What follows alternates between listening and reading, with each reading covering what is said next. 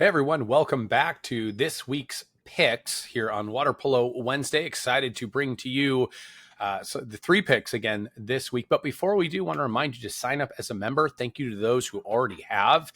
It does come with a real unique opportunity here. We have aggregated the stats and scores from around Division One for the year of 2025. We've only just started aggregating the statistics as of the week of September 29. So you can see here all the links. These are live links. You can click on them, but we do have the scores for the year.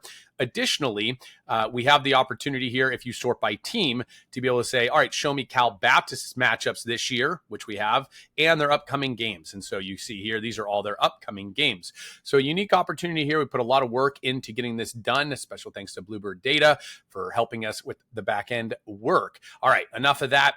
Oh, last thing, be sure to sign up as a member. And once you do, email us at waterpolowednesday@gmail.com with your username on YouTube so we know who you are. We'll then share this document with you, this link with you, and you'll have access to toggle and play around with this as much as you'd like. And as a thank you for being a loyal fan and member. All right, now to the picks.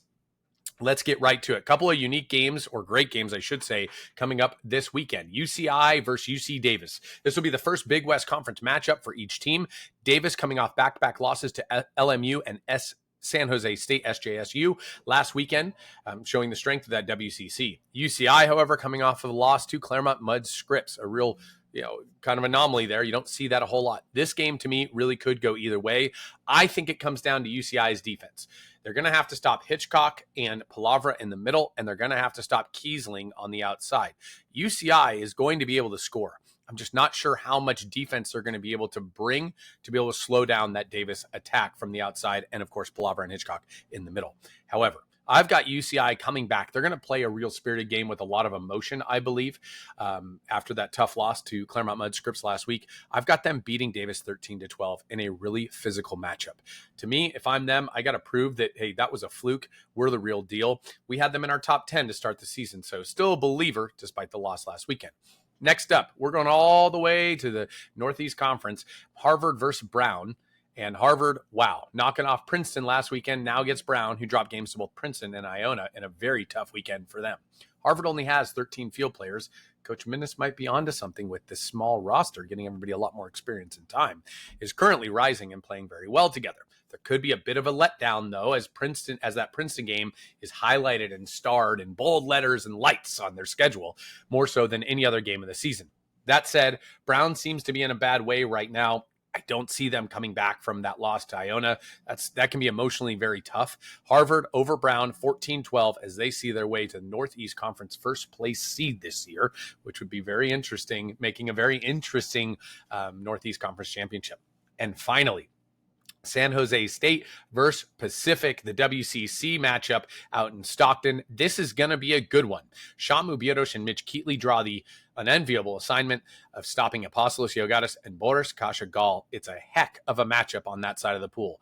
To me, the difference is going to be Sam Keatley on the inside for San Jose State if they can slow him down. They're going to run Brescia. Okay? Pacific is going to run Brescia, which means Keatley, Birosh, Bosic, even Sieben have to be able to score from the outside against Pacific. Japyash in the goal for San Jose State could very well be a difference maker. Now, if I'm San Jose State, I'm licking my chops right now. This is an opportunity to put a hurt on a team that was previously in the top 10 before tough losses and establish myself as the favorite in the WCC with 2 straight wins against WCC teams, the last one coming against LMU. They need to kind of mentally be the best, if you will, going into the WCC Conference Championships. We know that there's no easy path there, as that one will be at Air Force. So this matchup against Pacific is an opportunity for them to really assert themselves. It's going to come down to Yogatis for Pacific being able to dominate. He's got to rise up and assert himself at both ends for 4 quarters. He and Buzaglo need to find some synergy on the inside and the ability to convert those 6-on-5s against a very stingy San Jose State defense in order for Pacific to win. I've got San Jose State winning 12-9 over Pacific in this great WCC matchup out in Stockton.